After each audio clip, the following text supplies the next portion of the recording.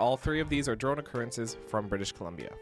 Now, I'm going to tell you the narrative, and we're going to maybe talk about why this is or is not an occurrence. If it was a micro drone, like a Mini, a Neo, or a Flip, for example. If the drone is in motion, it's going, what, like 50 kilometers an hour?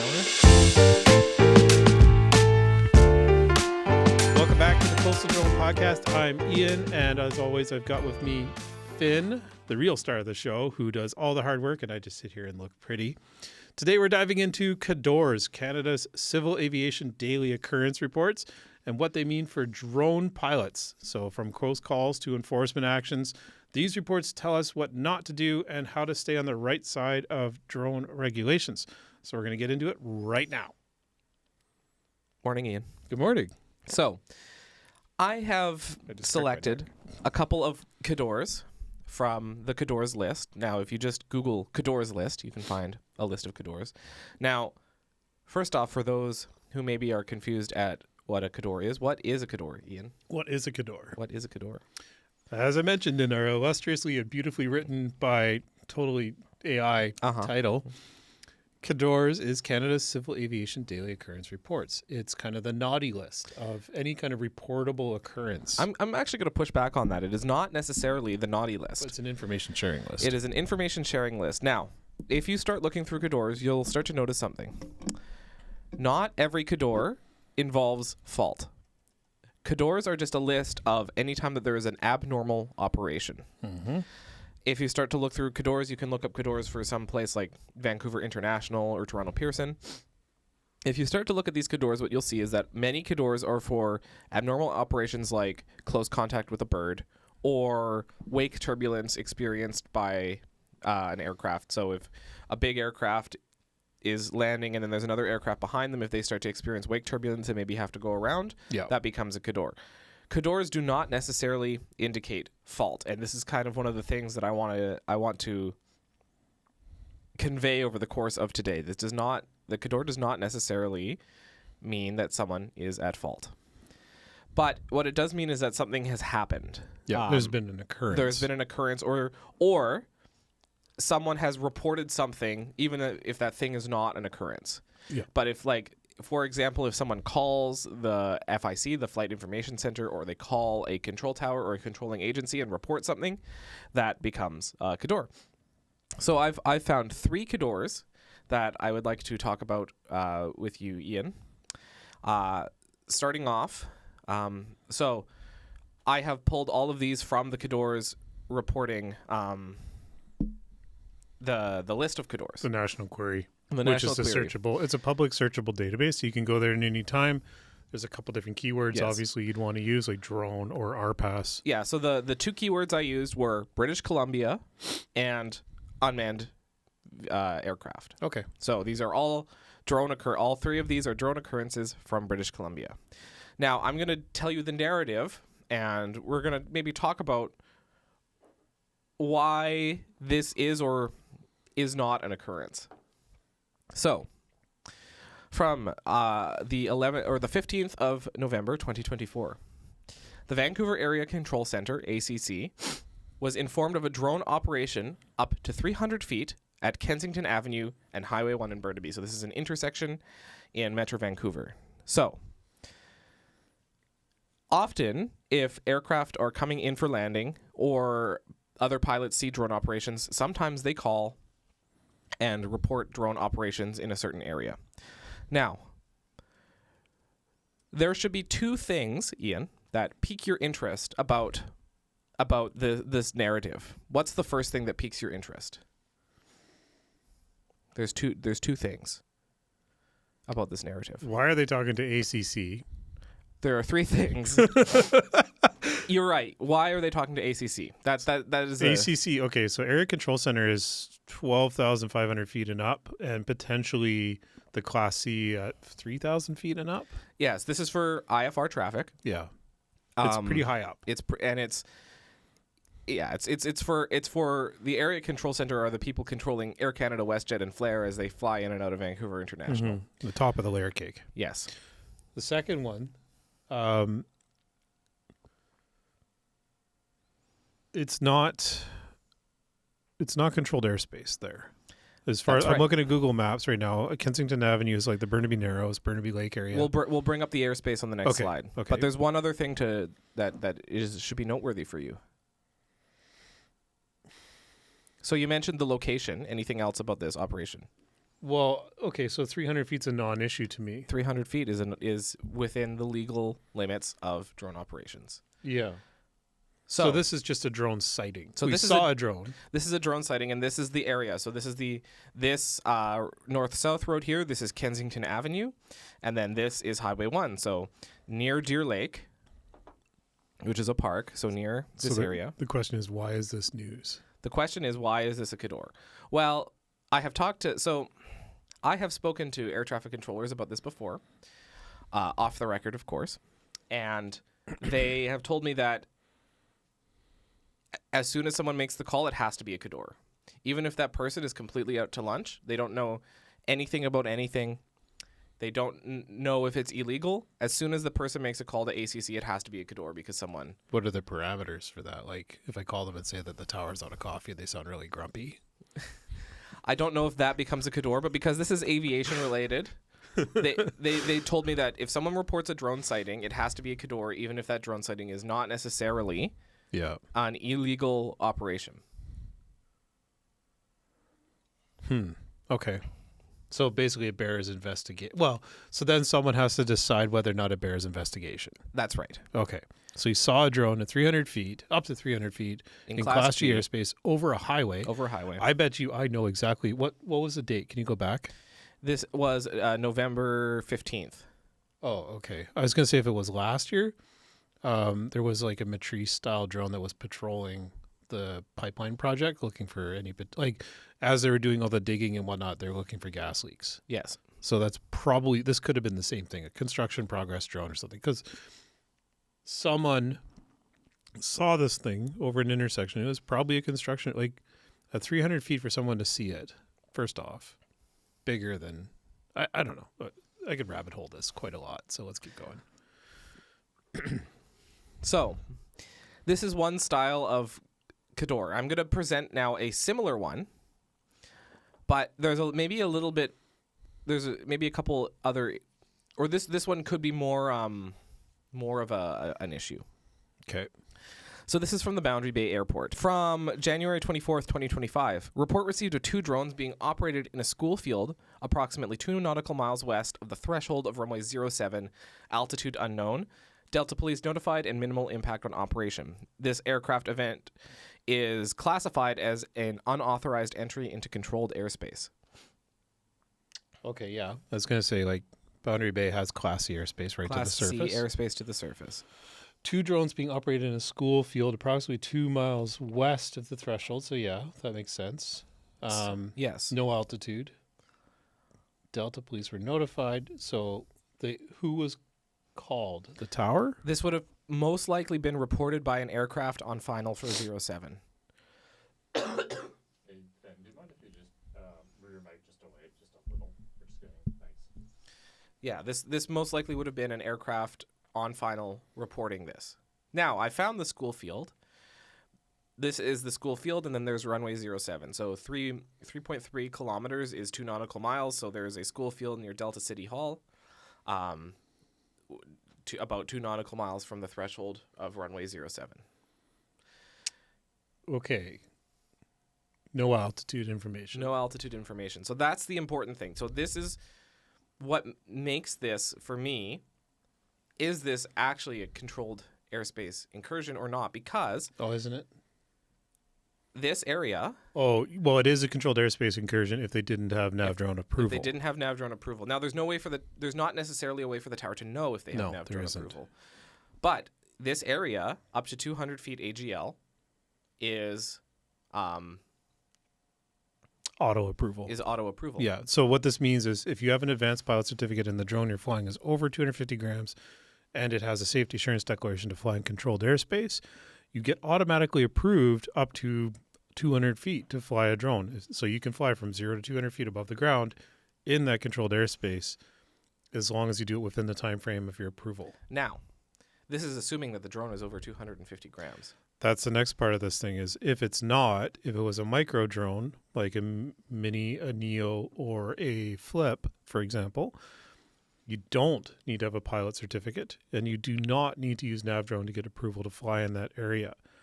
And you can technically fly at any altitude as long as you are flying safely and away from aircraft.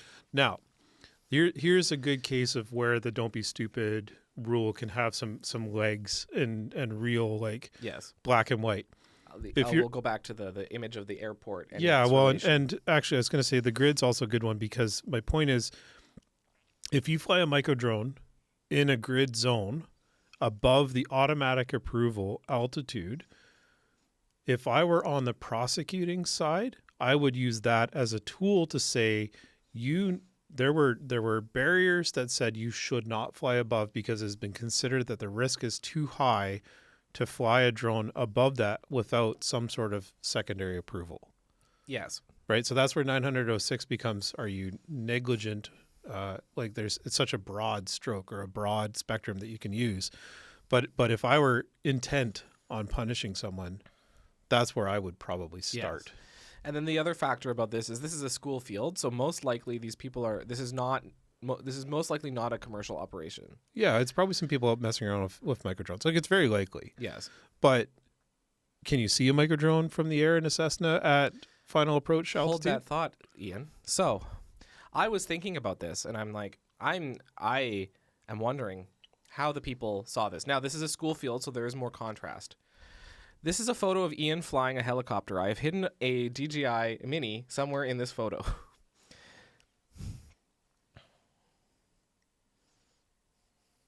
Ian, can you detect and avoid and see the micro drone? Processing.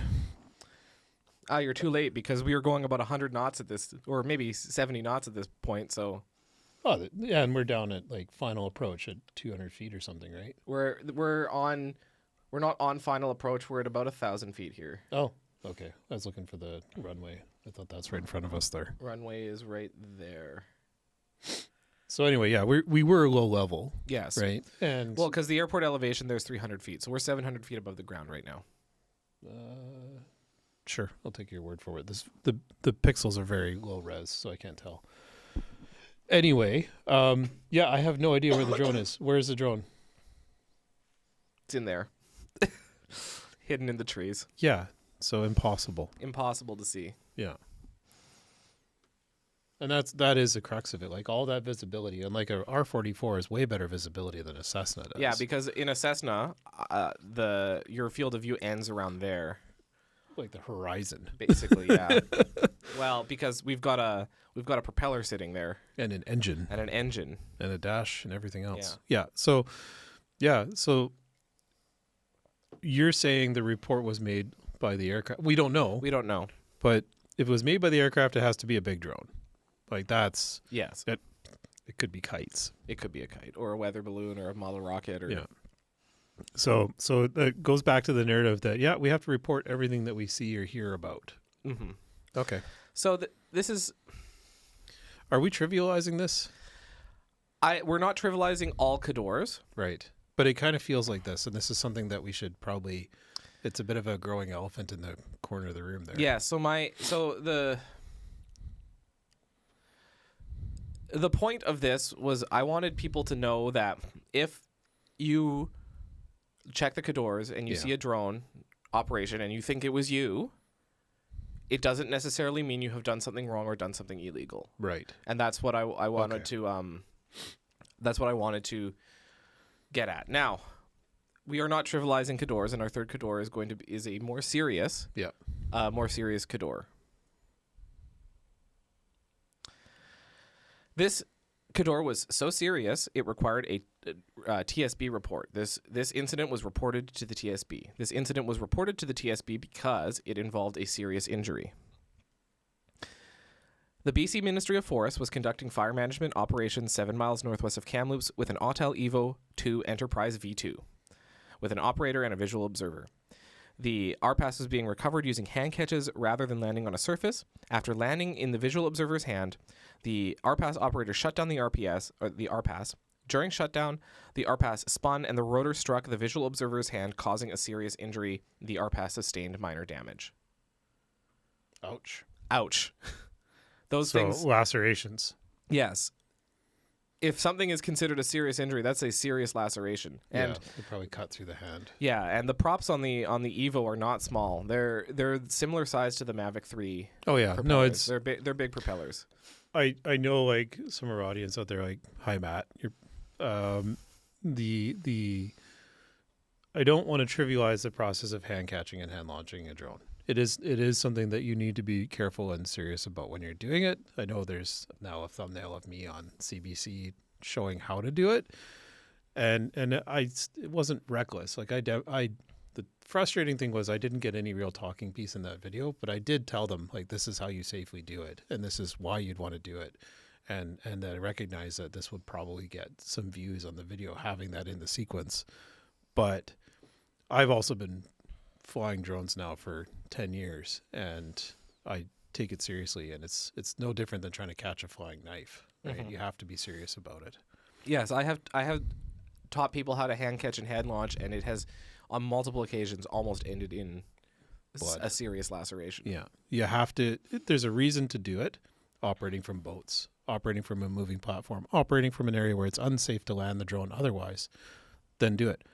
But if you have a landing pad, why put yourself through the unnecessary risk? I think I've hand caught a matrice once, and that was a lot of work to do that. Like that's a big drone. So, and I see people hand catching Inspires, and you've got, what is it, 12 or maybe even more inches of propeller, like 18 inches of propeller. So your reach has to be perfect to get it. And then that thing weighs a lot too. Yes, and it's also So an expensive aircraft. that sucks for the visual observer. Yeah. And like the visual observer may or may not have been fully trained. Like this is the other side of it. Now, stop me if we're getting into it, but Cadors don't show you the investigative process if there is one that's required. Yeah, no, this is what I wanted to get into. So you can see here that the narrative includes a TSB report. You saw the other ones, the narrative was just whatever was told to them. Because it wasn't an immediately reportable occurrence.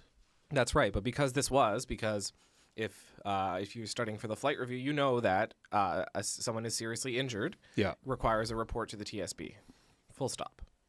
So that it was reported to the TSB, so the TSB probably phoned up everybody and just talked about it. Well, okay, you and I we almost had a fight in training the other day about this, but this one says occurrence is an accident. Yes, this is something that frustrates me to no end. You're getting redder. Well, so this Cadors platform is based off of the manned aircraft principles. Yeah. In which, in the manned aircraft section, incidents and accidents are separated out, and there's definitions for both of them. Yeah. In the drone, which is where the blood or oil spilled. Yes. In the drone section, they don't say incident or accident, or there's no definition. Like it just says incident reporting. Yeah. It's and it's immediately reportable or keep a log. Exactly. Yeah.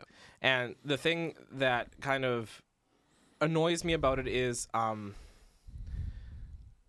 it maybe annoy is the wrong word, but on the flight review, you're visibly frustrated. On the flight review, when I ask about incident and accident reporting, sometimes people will say, well, if it's an incident, I don't need to report it, and if it's an accident, I do need to report it. Yeah, and that's based on the training that's existed for the last 4 years. Yes. Right. And that kind of bugs me because it doesn't apply to drone. That framework does not apply to drone pilots. Yeah. At all. But on the Cadors system, because it's based on the manned aircraft, they just added unmanned to. Well, there's a database switch that has to be flipped one way or the other. Exactly. So it's either or. Exactly. So in this case, it is classified as an accident. Yeah. And all the other ones were classified as incidents. Okay. Yeah. I saw that and I'm like, hey, this calls back to the fact we had a room full of candidates we were training and we were debating just like this, and this is healthy, but it's an unresolved issue. So. I don't consider it an issue. I just ask people to say what the book says. Yeah. Well, I guess what I'm saying how it's unresolved is there is a difference in methodology when the reality is at the end of the day, aviation should be homogenized when it Yes. comes to this stuff. But as pilots, all we can do is what the book says. Yeah. So that's what the book says. So that's how I expect people to talk to me. Okay. Do you have the TSB report? I do not have the TSB Damn it. report. Okay. Let me look it up real Okay. quick. Just go to TSB and find any other drone report if you can't find it, because we should kind of talk about what the TSB's role is in this to kind of wrap it up. For American audience, I did a quick little search to try and find the equivalent of it. And according to my best friend ChatGPT, NASA has the Aviation Safety Reporting System, or the ASRS. And it's an anonymous reporting system, similar. And you can search the database, and it's actually a pretty good search tool. And it actually lets you export quite a bit out of it. But it's sanitized. It's been desensitized in terms of like specific persons or companies or anything like that. But you can do a text search. And so I did a text search containing the words drone, for example. And I came up with, I think it was 1,000 results. I'm going to do it again here real quick. Run search. So Oh, you got it. this is a different one. Okay. I'm just going to finish my Yeah, thoughts finish here. your thought. Yeah, 1,029 ACNs was returned on the ASRS. And I'll just give you like I'm going to do view all reports here and just give you the narrative of like the first result. While on the visual approach to San Francisco to it right at approximately 5,300 feet MSL, a drone was spotted passing by the right side of the aircraft. The drone passed by at our altitude approximately 300 feet north of our flight path. It was fairly large, 2 feet in diameter, multi-rotor that was light or white in color. It did not have time to take we did not have time to take evasive action, as it was not spotted until it beamed the aircraft. No further actions were taken, and we had an uneventful landing made on 28 right. So this was a pilot report that was put in. And yeah, they're at 5,300 feet MSL going into San Francisco, which is probably at sea level. It's very close to sea level. Yeah, so that's pretty high up. And the synopsis says, air carrier first officer reported near mid-air collision with the UAS while on approach. No evasive action was taken. The flight continued as normal. That was 2024 in November. I don't know what specific day. I think they sanitized that a little bit, but it gives the flight crew experience and the type of aircraft they're flying and stuff like that, and where it was. But that's a near miss with a white drone, probably a Phantom. So at 5,300 feet, it's pretty high. Go to the Phantom to make it up there on one battery. Yeah, on batteries these days Yeah. in this economy. Yes. So if there is a reportable drone incident that gets to the TSB, this is what a report could look like. So, in-flight collision with drone, that's like the name of the occurrence. Make it wider. Like fill the page. There you go. Oops, that's too wide. About the investigation, and they say this was a limited scope fact gathering operation. Yeah, so basically information sharing to hopefully not let it happen.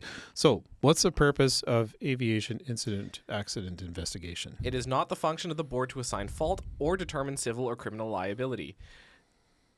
The purpose of it is to make advance transportation safety through greater awareness of potential safety issues. To make sure it doesn't happen again. Make sure it doesn't happen again. Prevent reoccurrence. Yeah. So the TSB are not coming after you as the pilot to send you to jail. No. TC might do that, but that's not what the TSB is there to do. TC enforcement. But that's yeah.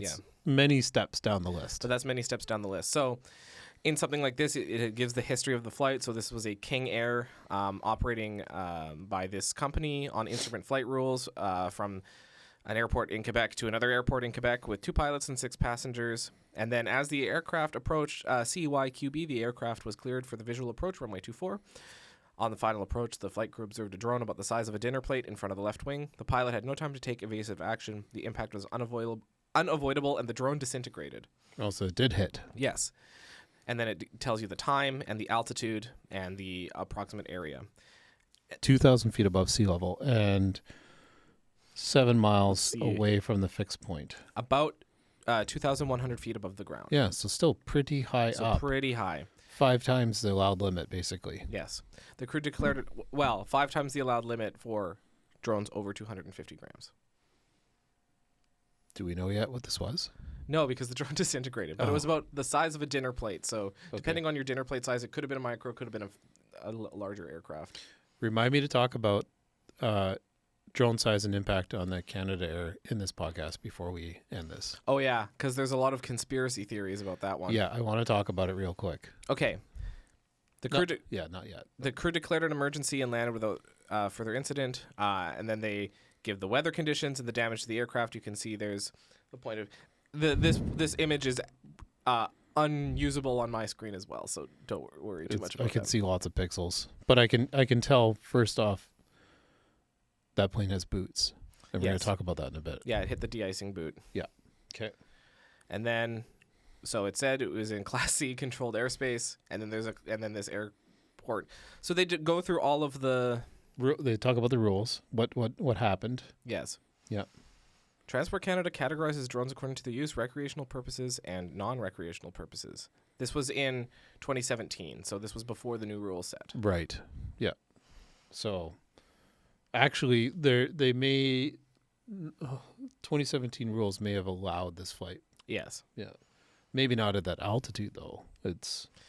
So at this time, there was only one provision for recreational flight. No person shall fly a model aircraft, kite, or launch a model rocket or rocket of any type.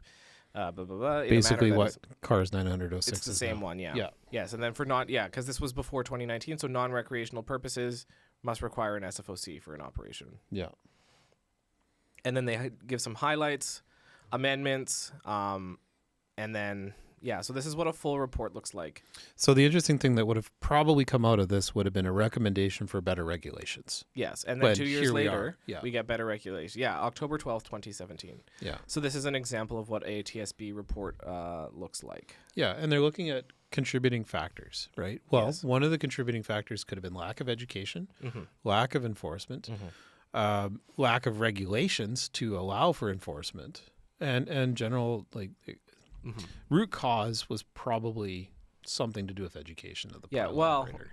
Root cause would be pilot error, but that pilot error would be as a result of lack of education. And in complex aviation accidents, there's rarely one issue. Yeah. We call this the Swiss cheese model. As more factors get aligned, if you think about lining up pieces of cheese, the holes line up. If the holes line up, this is called the Swiss cheese model. So a recent example, the collision over the Potomac River. We're filming this in early February, so there has been, I think, an official preliminary report, but nothing. I don't really want to speculate on that one yet. But it's too early. But without speculation, there's probably, I can think of off the top of my head, at least 4 or 5 factors that contributed to that accident. Well, it's just busy airspace. It's risky. There's busy airspace. The jet was asked to perform a sidestep maneuver. Yeah. The helicopter was too high. The helicopter and jet were on different frequencies. Yeah. And the helicopter, the one thing that they don't know yet is whether or not the helicopter was equipped with night vision goggles, which reduce your field of view, but whether it was unclear at that moment if they were wearing them or not. Yeah. But anyways, the point is that there are multiple factors in every aviation incident or accident.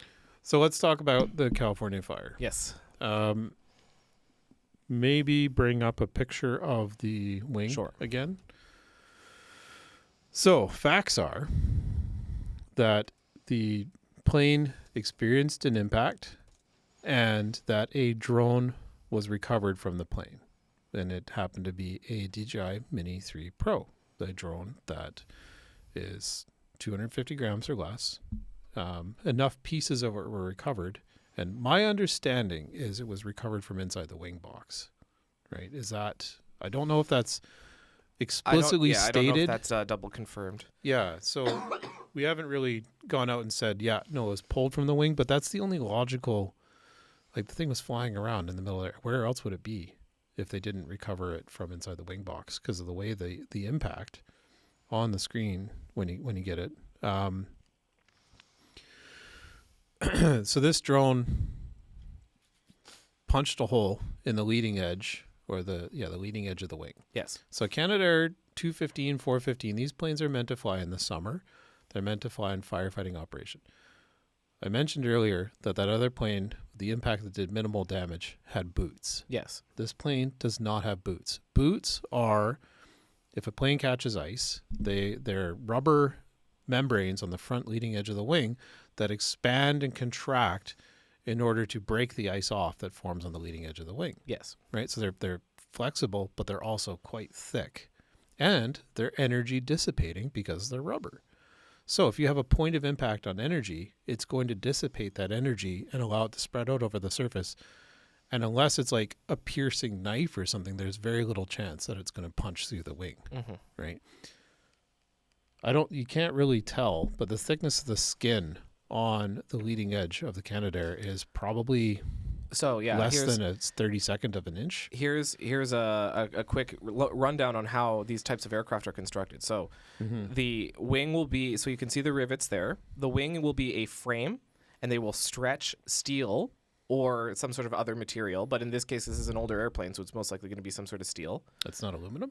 Maybe aluminum, Yeah. but it is some sort the of... way it breaks, it looks like aluminum. Okay. Yeah. It is some sort of stretched metal that is always under stress. Yeah. Yeah, the metal is always stretched and always under stress. Yeah. So this is a very, very thin sheet of metal that is under stress. So I mentioned conspiracy theories earlier. There are some people who have seen this photo and claim that there is no way that a drone weighing 249 grams could have punched through this wing. Yeah. And to me, that doesn't ring true. The conspiracy theories don't ring true. I think that it is perfectly reasonable that a hard plastic thing at a closing speed, I don't know the cruising speed of this thing when they're doing their drops, but it's probably like 150 kilometers an hour. At least. It's over 100 knots.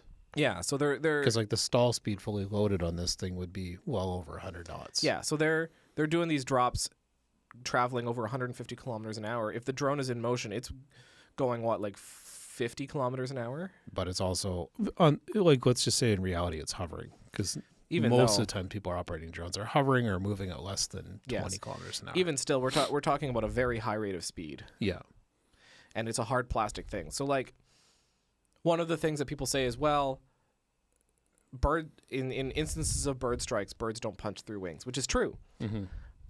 Ducks are soft. Yeah, they're squishy. They tend to splat. I would know. Drones are not soft. Yeah, you've got a concentrated point of energy with kinetic energy behind it, a concentrated point of mass, a high density piece of mass, because the batteries are wound pieces of metal, right? You've got layers of anode and cathode wrapped up into cells or pouches that has the bulk of the mass in a drone is its battery, and it's at the center. You've got the circuit board and you've got the battery. Now, the plastic is actually quite strong, right? Especially when you create complex curves and angles and start up like you're building a gusseting or a girder kind of construction. So the shell has strength to it. And it's not just plastic. Like sometimes it's like carbon reinforced plastic or something as well. Like it's not just your basic like Tonka toy. These things do take a fair bit of impact energy. But that's concentrated down into this 2 or 3 inch projectile. Yes. And when we say they can take a lot of impact energy, I have seen Ian purposefully fly a drone into a wall to see if it can take the hit. They can do some damage. Yes. They will break windows for sure. And I don't know, like we can talk about tensile strength. I'm not even remotely qualified, but if it's aluminum, it's not as strong as steel. And it's under stress. It's a stretched piece of metal. And I've seen like brushes. So if this is aluminum, it's the same material as a tail boom of an A-Star helicopter, for example. If there's any dents in that material, the aircraft is not airworthy anymore. On one side, there's a critical side, and there's a side that's like, well, you got to get that fixed. But the other side is critical. But any dents become cause for concern because it's, like you said, it's a stressed monocoque construction, right? So the skin is a structural member of the aircraft. Yes. Grow up. I was trying to avoid using the technical term for how aircraft are built. Okay. Anyway, And that could be from a brush, like when you're washing it, you can Mhm. dent it easily, and that's thousands of dollars. The other thing is, like, someone was saying, like, there's the cost or something like that shouldn't be nearly as high as what it was, $65,000 US. That's peanuts in the aviation Oh world. yeah, that's like someone got a deal. yeah, like we're talking about like some maintenance facility down in the States. And like, we're talking about, like, what's that? Probably 3 or 4 square feet of aluminum. Yeah, so they needed to cut a new 3 to 4 square foot and then Certify it. and then we're talking about a deal. Some maintenance facility in the States was like, We'll get it done. we'll get it done and we'll give you a deal because Yeah. people's Fires. houses are on fire. Yeah. Like, because we're talking about now we talked about in the weekly drone news, the transport minister from Quebec was saying that it took them multiple days to fix this. Yeah. And we're talking about multiple days of probably around the clock. Like, there's somebody. Well, they drilled all the rivets. They stripped the panel, cut the panel, sourced an approved panel patch material, because there's the metallurgy and traceability side of it as well, and then put it in, and then paint it, cure it, seal it, rivet it. It probably took Corrosion protection. They over the course of the weekend it was down. They probably did a minimum of like 100 man hours. Yeah, like if you say, let's just throw a number and say, like, the average maintenance repair is like $150 an hour in labor. Mm-hmm. So yeah, something. Couple dozen hours per person over Yeah. the weekend. Yeah, like they could have been, and I think they were working round the clock on this aircraft. Yeah. So, like, down, and that's the interesting thing. So the financial penalty to the pilot so far has been gauged at $65,000 plus 150 hours of community service. Wildfire related community service. Yeah. So probably carrying around a spray pack and putting out spot fires or something, or shoveling or something. It's not going to be fun. No, They're filling gonna- sandbags. Yeah, the FAFO is definitely going to be strong there. But we talked a little bit about this, I think it was off camera, but the downstream economic impact of this incident is probably millions, Yes. if not hundreds of millions of dollars. Yeah. Because if that particular plane was on the ground and shoulda, coulda, woulda had an impact on someone's house burning down, Yeah. right? Like, that's millions right there. Yeah. So, So don't fly drones during wildfires. yeah. So Well- that's our To end it on a amazing high note. Cadors review. So what I want the average drone pilot to take out of this Yeah. is if you see that you have been involved in a Cador, it does not necessarily mean you have done something wrong or that someone is after you. I've had 2 Cadors in my career. One more than me. One more than, and neither of them were things that I was directly at fault for. Yeah. It's things happen in aviation, and the Cadors are the way that we catalog Yeah. How to do better. how to do better and the things that went wrong, Or why something happened. or why something happened, Yeah. or even just a note of things that happened. However, this is why incident and accident logging and reporting is important, because if there is something that you can do as a drone pilot to improve your skills and improve your safety, if you find that you've had some sort of occurrence, root cause analysis and corrective action must be completed before you go flying again. Yeah. This doesn't have to be complicated. If you know you screwed up because you did something either you did a movement that lacked precision or your planning wasn't very good, it's okay to say this was, hey, this was my bad and I just need to be better in the future. Yeah. And Just try and trace it back as far as you can. Exactly. That's the goal. that's the whole point of Cadors. That's the whole point of aviation safety, is to prevent reoccurrence. Yeah. So Maybe if you're interested, let us know in the comments about whether or not you want us to dig into kind of root cause analysis. I'm not a trained inspector. neither am I. But we can probably get someone on and talk about, there's different ways to do it, like the 5 whys or Yes. fishbone analysis, Yes. or like different concepts of just to auto identify what root cause is. And that'd probably be an interesting episode. Let us know if you want us to do that. Yeah, and Ian and I will do an incident. We'll take the drone out. It will purposefully have an accident, and then we'll do some root cause analysis. That was a joke, by the way. Please. Yeah. Or if you're in our audience and you're a trained auditor and you think we're completely off the rails and have no idea what we're talking about, and you want to tell us on camera and make us look bad, we're happy to have you on. So Yeah. reach out. So otherwise, thanks for watching. If you liked this, you can hit the like and subscribe button. Please do. We'll see you later in the week for weekly drone news. And otherwise, have a good rest of your day. Thanks so much for watching. We'll see Cheers. you next Bye-bye. week.